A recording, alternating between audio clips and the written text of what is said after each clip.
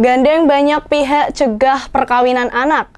Pemkot Pekalongan melalui Dinas Pemberdayaan Masyarakat, Perempuan dan Perlindungan Anak atau DPMPPA Kota Pekalongan meluncurkan program Suka Anak atau Sudahi Perkawinan Anak. Maraknya kasus perkawinan yang melibatkan anak menjadi perhatian bersama yang harus ditangani. Karena selain berpengaruh terhadap masa depan anak, adanya perkawinan anak berpotensi terhadap perampasan hak-hak anak. Untuk itu, pemerintah Kota Pekalongan melalui Dinas Pemberdayaan Masyarakat, Perempuan dan Perlindungan Anak atau DPMPPA Kota Pekalongan meluncurkan program Suka Anak atau Sudahi Perkawinan Anak. Kolaborasi pencegahan dan penanganan perkawinan anak di Kota Pekalongan berlangsung pada Rabu 18 Oktober 2023 di Aula TPPKK setempat. Peresmian program tersebut ditandai dengan penekanan tombol serta penandatanganan komitmen bersama oleh Sekda Kota Pekalongan Nur Priyantomo bersama dengan OPD terkait dan instansi vertikal lainnya. Dikatakan oleh Nur Priyantomo bahwa pihaknya sangat mendukung adanya program Suka Anak. Mengingat perkawinan anak yang terjadi saat ini cukup memprihatinkan, di mana angka di Jawa Tengah sendiri menunjukkan 47% terjadi perkawinan terhadap anak. Sehingga adanya kolaborasi dalam upaya pencegahan dan penanganan perkawinan anak ini sangat strategis untuk mencegah permasalahan tersebut. Kami menyambut baik dengan kegiatan ini karena kita sangat prihatin ya di Jawa Tengah itu dan di Pekalongan ternyata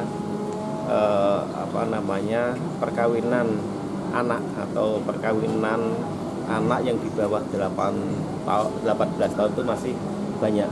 Di Jawa Tengah saja 47%. Artinya dengan kegiatan ini DPMPPA menginisiasi kolaborasi pada semua pihak, baik dari Kementerian Agama, BP4, kemudian dari Dinas Pendidikan, Forum Anak, tim penggerak PKK, dan satu lagi dari Tabang Wanita. Ini berkolaborasi untuk memberikan edukasi kepada orang tua sekaligus anak-anak baik melalui sektor formal maupun informal agar pernikahan anak di usia dini ini bisa dicegah.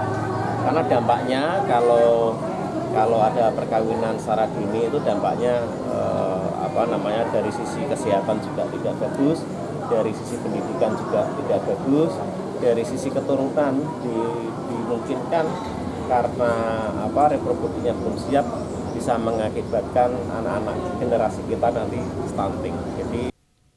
Diketahui adanya perkawinan anak membawa dampak yang kompleks dan berkelanjutan.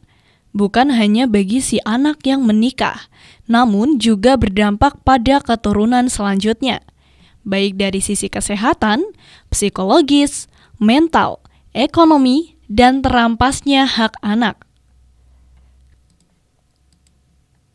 Kepala DPMPPA Kota Pekalongan, Sabaryo Pramono mengungkapkan bahwa peresmian program Suka Anak menjadi komitmen bersama dari pemerintah Kota Pekalongan. Kebijakan ini juga sebagai langkah tindak lanjut dari arahan Presiden RI Jokowi tentang penekanan angka kemiskinan sampai 8,7% pada RPJMN tahun 2020 hingga 2024.